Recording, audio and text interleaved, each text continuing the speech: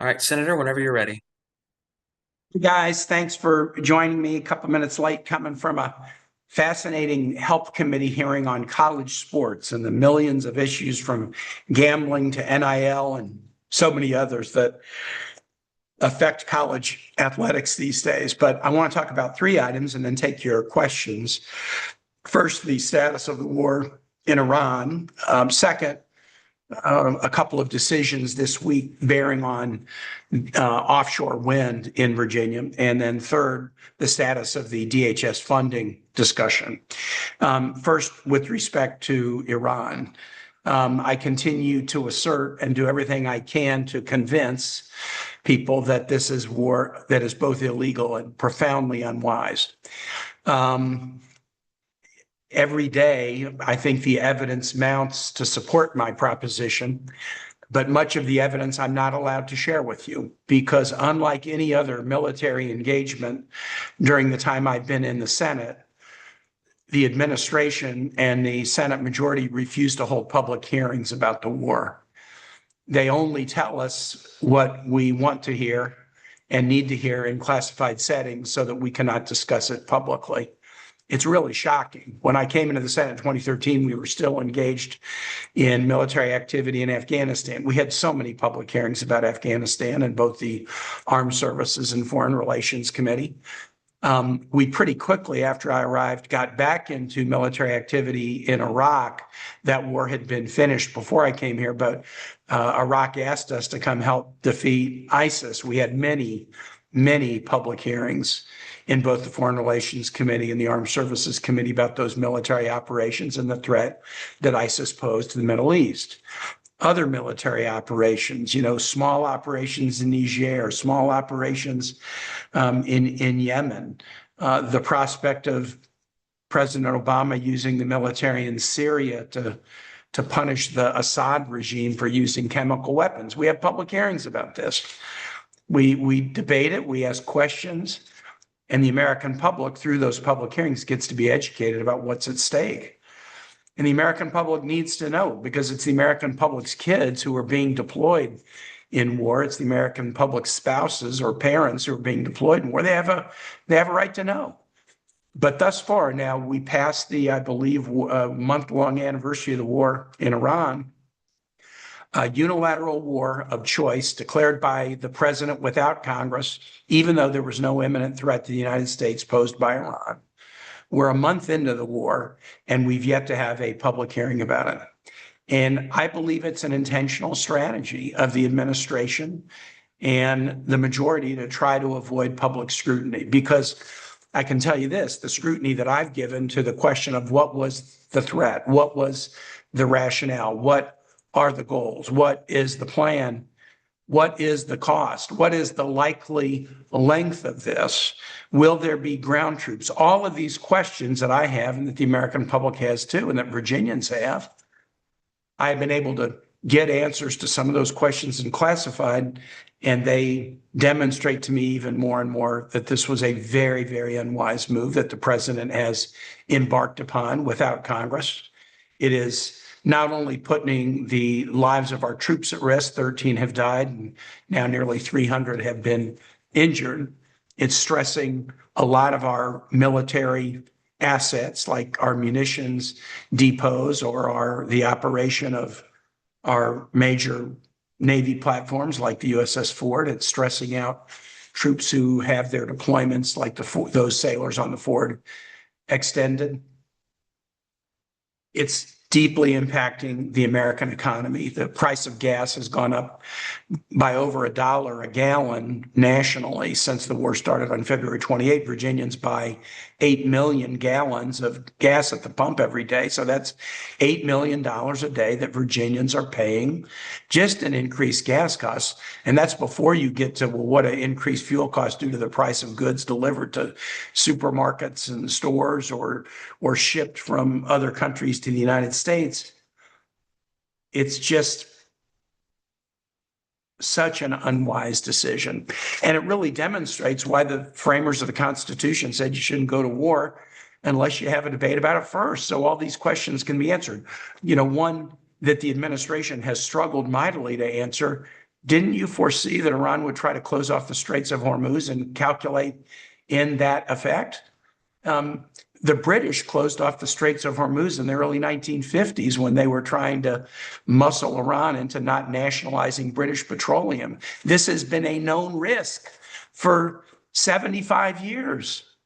During the tanker war between Iran and Iraq in the 1980s, the Strait was significantly shut down to a lot of traffic, and it affected deeply the global economy and Americans' pocketbooks. This is a known risk. It was completely predictable that if the United States decided to wage a war of choice against Iran, they would try to choke off shipments of oil and other key components like fertilizer through the Straits of Hormuz. And yet it appears as if the administration either didn't believe Iran would do it or had no plan to really counter it if they did, because the assets that they're now having to move in to stop the choking of the Straits of Hormuz were deployed all over the world. If this was a known consequence, why wouldn't you have had those assets in place before you started this unnecessary war? So I'm doing what I can. I'm continuing to support war powers resolutions so that every week we get to have a debate and vote on the floor. If nothing else, members of the Senate should be held accountable. Do you support this unwise and illegal war, or don't you? Thus far, we have only been able to get one Republican to join us in asserting what should be basic Senate constitutional responsibility. We shouldn't be at war without a declaration of Congress. We've only been able to get one Republican to sign on to that proposition. And I thank that Republican, Senator Rand Paul, for being so consistent on this issue. I've been consistent on it, whether presidents were Democratic or Republican. Senator Paul is consistent on it, and we really appreciate it. But we're going to keep doing it. And there are other items that we are going to explore. We hear the White House will send over a supplemental request. It could be as high as $200 billion for this war, which suggests that the consequences of it will not be brief. You don't float a $200 billion number unless you're expecting that the war will last, the war or its consequences will last for a very long time. And so we'll use that supplemental request as an opportunity to continue to force the Senate to own its constitutional responsibilities. The writing of the defense bill, which is being done right now, gives us some opportunities to insist upon more transparency and more oversight. The annual appropriations process will do the same. But I've said to you before, I came into this place with the experience of being governor and watching the Virginia Guard deploy into the Middle East repeatedly during my 4 years as governor. And 25 years of war in the Middle East, I've yet to hear a compelling argument by any of my colleagues that it was worth it. More than 14,000 U.S. deaths, more than 65,000 U.S. injuries, hundreds of thousands of civilians dead in the region, likely more than $8 trillion spent. What did we get out of it? We ought to learn something from recent history and avoid making the same tragic and grim mistake. I'm going to continue to hold this issue up before my colleagues and force them at a minimum to vote and be held accountable by their constituents for the votes that they cast. A related issue, though it doesn't seem related, is offshore wind in Virginia. The reason that the U.S. historically has had maybe a disproportionate military focus on the Middle East has been because of our reliance on oil from the Middle East. Well, thank God we're not so reliant on the Middle East anymore. I would argue that we are still treating the Middle East as if we were reliant on them for oil at a time when, no, the U.S. is the biggest energy producer in the world, and we're increasingly producing more and more energy. And thank goodness Virginia is leading in innovative, clean, native energy, including solar, where we've gone from bottom half of the country in solar deployment to top 10, and now offshore wind. It was an exciting announcement this week when Dominion announced that the offshore wind farm off Virginia Beach is now putting power onto the grid with the completion and full operation of the first 2 turbines. But it's amazing that at the same time Donald Trump is undertaking action, driving up everybody's energy costs, he's trying to stop clean, native, offshore wind in Virginia and elsewhere. I mean, it's just remarkable. The president, as you know, issued a stop work order on the offshore wind development after billions had already been spent. He tried to stop the work. The proponents of the project obtained a preliminary injunction in federal court in Norfolk. Senator Warner and I and Congressman Scott filed an amicus brief in that district court proceeding to support the preliminary injunction. The court granted the injunction, and Dominion, as it should have, powered Ford then to go ahead and keep building these turbines. And now clean energy is being produced, clean, reliable energy for the long haul that will reduce our reliance, our need to rely on oil from the Middle East or anywhere else. But President Trump is still trying to stop it. The news this week, the same day that we announced that the Virginia offshore project was finally putting energy on the Virginia power grid, the news broke that President Trump had paid $1 billion to a French firm to get them to stop their offshore wind projects being developed off the New England and North Carolina coast and instead invest in natural gas. Why would you pay $1 billion of federal taxpayer dollars? Why would you give it to an oil company, an energy company, in exchange for them agreeing to stop the development of an offshore wind projects and instead focus on natural gas? It is completely ridiculous. The only reason the president is doing this is because he told oil and gas companies when he was running for president 2024 that he would try to stop wind and solar.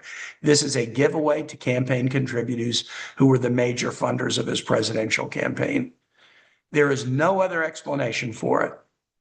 Any president who wants America to be strong in energy and self-reliant, produce native energy, might want natural gas to be developed, of course, all of the above, but wouldn't be stopping solar and wind projects. And so the president this week, get this on the energy side, as costs are going up, the president is stopping American offshore wind. The president is giving sanctions relief to Iran. We're at war with Iran on a presidential say-so, and also on a presidential say-so, the president is giving sanctions relief to Iran to let them sell more Iranian oil, giving them more money, which they can then use to build more drones to fire at U.S. or Israeli or allied positions. The president is giving sanctions relief to Russia so that Russia can sell more oil. And guess what that does? It puts more money in the Russian treasury that they can then use to prosecute a war, an illegal war against Ukraine. The president is giving relief to the very adversaries that our military is trying to counter, both in Ukraine and in the Middle East, because he's spooked about energy prices, and yet he's taking other actions like the shuttering of offshore wind projects that will guarantee that energy will continue to be more expensive for everyday families than it should be. This is just the height of folly. Incoherent policies driven by seat-of-the-pants decision-making, I believe often ignoring the advice of people around him who are giving him advice that he shouldn't be blundering into a war of choice with no clear plan, or that he shouldn't be putting a chokehold on American clean energy economy. The third issue that I want to raise is the DHS situation. There's no reason that Americans or Virginians should be suffering through extended lines at airports. There's no reason that our coasties, who often serve side by side on Navy ships with sailors, should be serving with sailors who are getting paid while coasties are not getting paid. There's no reason that FEMA should not have budgetary resources as we're coming into storm and even hurricane season, and planning needs to happen to help. There's no reason for this. We should solve this today. We should have solved it weeks ago. Democrats agreed with the Republican majorities in both houses on the funding amounts for all of the agencies within DHS. And what Democrats have said to Republicans now for weeks is, we want ICE reforms, but go ahead and fund all of the other agencies, TSA, fund them all at the levels you just agreed to. Take yes for an answer. Don't make these people work without pay. Take yes for an answer by agreeing to funding at the levels that you yourself, as the majority party in both houses and the White House, negotiated. We've asked for one thing. Let's continue to have discussions about ICE reforms. We will not vote for ICE funding, but that will have zero impact on ICE or any of the employees of ICE, because you, the Republican majority, gave them, pre-funded them for 7 years of the budget in what you put into the reconciliation bill last year. The only DHS employees who are getting paid right now are ICE employees, because ICE employees were pre-funded in a bill last year. So we've said to the Republicans, take yes for an answer. You've already funded ICE. We will fund the other agencies at the levels you agreed to, and we'll continue to have discussions about ICE reforms. And thus far, the Republicans have refused to accept it again and again and again and again, unless we provide more funding for ICE. Even though ICE has 7 years of funding with no reforms, they will not allow funding for the TSA and others. We have a recess that's supposed to start today or tomorrow, but I don't think we're leaving here until we get this straight. I am now involved in some of the discussions about trying to find a path forward, but the easy path forward is for Republicans to take yes for an answer. You've already negotiated on the funding on these agencies, and you pre-funded one of them, ICE, so they don't need more money now, and the others, we will agree to fund at the levels that you negotiated. That's not good enough for them. And, you know, the interesting thing is they should take this deal and declare victory, but for some reason they've allowed President Trump to paint them into a tiny corner where they can't even do what they themselves negotiated, because President Trump is now saying that that's not sufficient. He wants a voting rights reform before he'll allow TSA to open, or he wants this or that to happen before he'll allow TSA to open. Is it not enough to punish the American public with a war we shouldn't be into and with the energy costs we shouldn't have to be paying, but to also block the operation of these key agencies that Americans depend on? Apparently that's not enough for President Trump. And so I guess the punishment will continue until a light bulb goes off in the over the minds of the Senate majority that it's time to get out of this dilemma, fund these agencies, have the ICE discussion that not just Senate Democrats want, but the American public wants. We just want ICE to follow the basic standards that law enforcement agencies in Virginia would follow with respect to masks and identification and body cameras and curbs on excessive use of force. It shouldn't be that hard to get ICE to agree to follow basic protocols that the Ashland Town Police follows.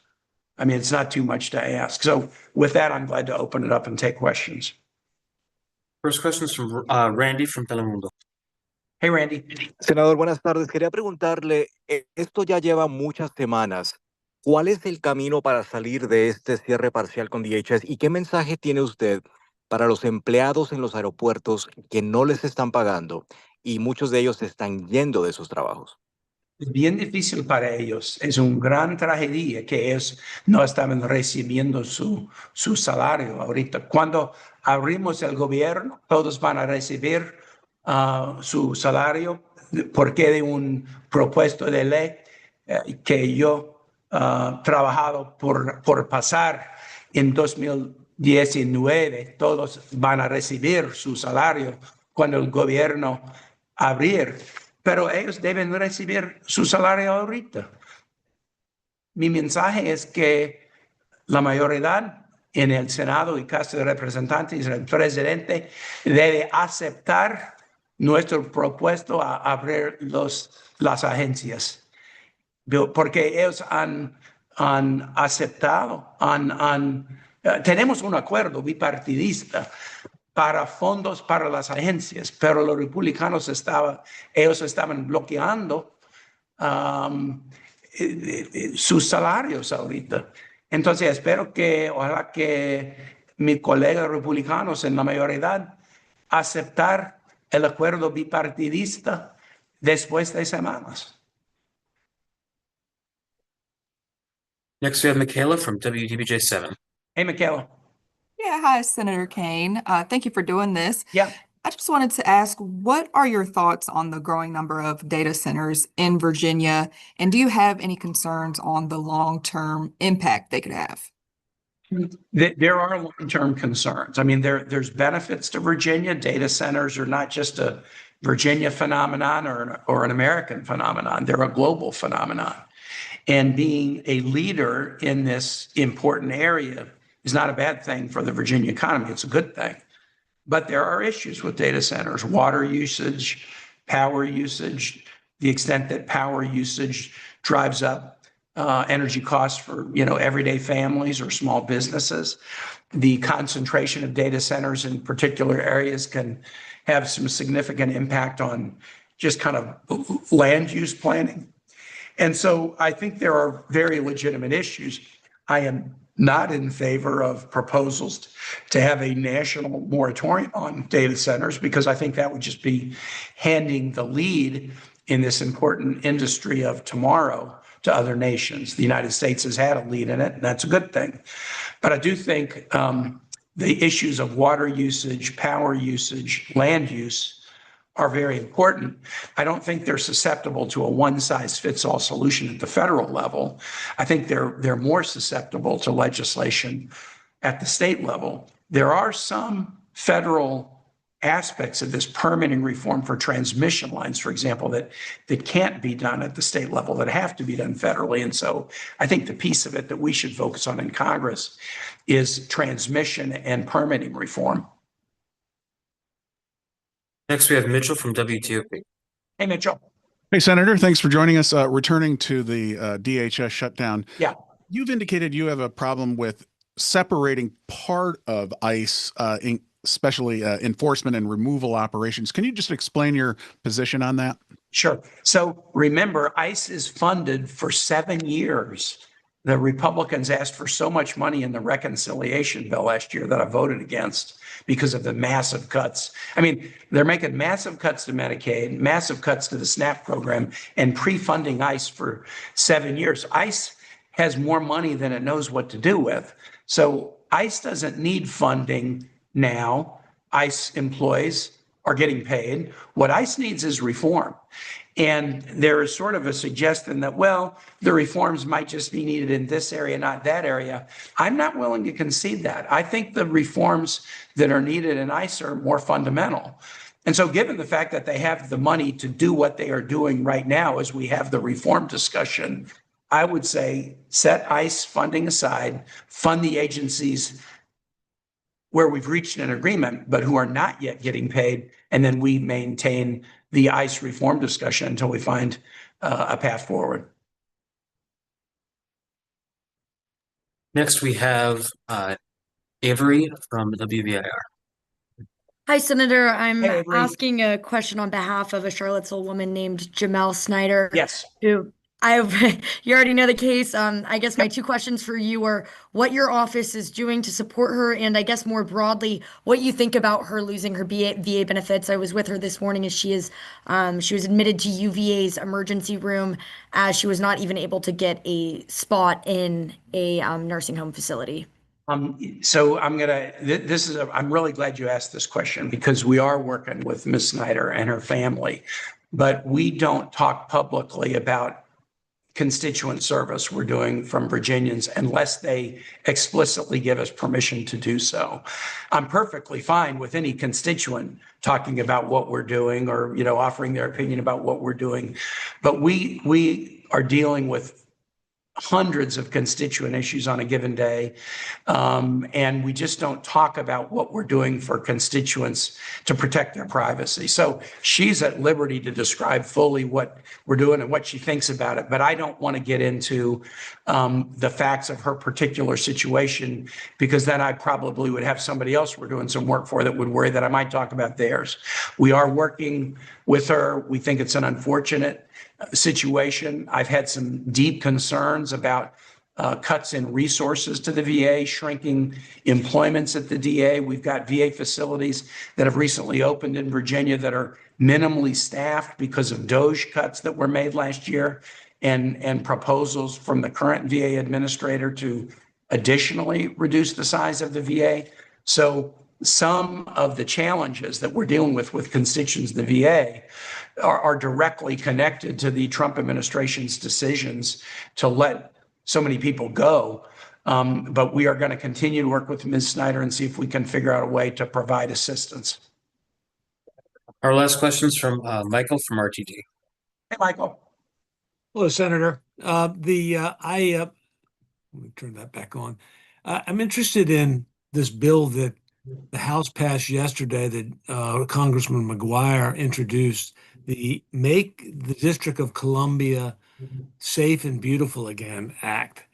And it seems to be on its face a way to intensify federal law enforcement in the district, including immigration enforcement, as a primary purpose. Well, have you talked to him about this? And do you have any general feeling about this attempts to intensify federal law enforcement in the district? I think it's a stunt. Virginians want us to do things that will help Virginia. Virginians didn't elect us to micromanage the politics of DC. DC voters elect a mayor and a city council. Congress has some oversight in both funding and oversight of some of the laws that are passed. But DC residents should be able to elect their own local officials to manage DC affairs. DC does not need Congress micromanaging it. Earlier, it was last year, Congress took away DC's ability to spend about $1 billion of DC's own tax revenue. It wasn't just cutting federal funding to DC, because DC does receive federal funding, just like Virginia receives federal funding. But Congress passed a bill that basically kind of fenced in dollars that DC raised through its own local taxes and blocked them from spending it, which imposed a very significant challenge. I mean, imagine Congress passing a law saying that a big chunk of Richmond's budget couldn't be used in the city of Richmond because, well, we don't like who the mayor is or something like that. I mean, it would be outrageous. And that's what the House did last year. We eventually fixed that in November and restored DC's ability to use its own tax dollars pursuant to the wishes of its citizens and their elected officials. But I think more efforts by Congress to micromanage DC. Look, I'm elected to represent Virginia. Virginians aren't clamoring for me to micromanage DC. They're clamoring for me to try to bring costs down for Virginians, make sure Virginians don't go into wars unnecessarily, and make sure that we preserve Virginia democracy, economy, education, healthcare. Thanks. You bet. All right. Thank you all. Those are everyone's questions. Thank you for joining. We'll follow up shortly with a video link. Thanks.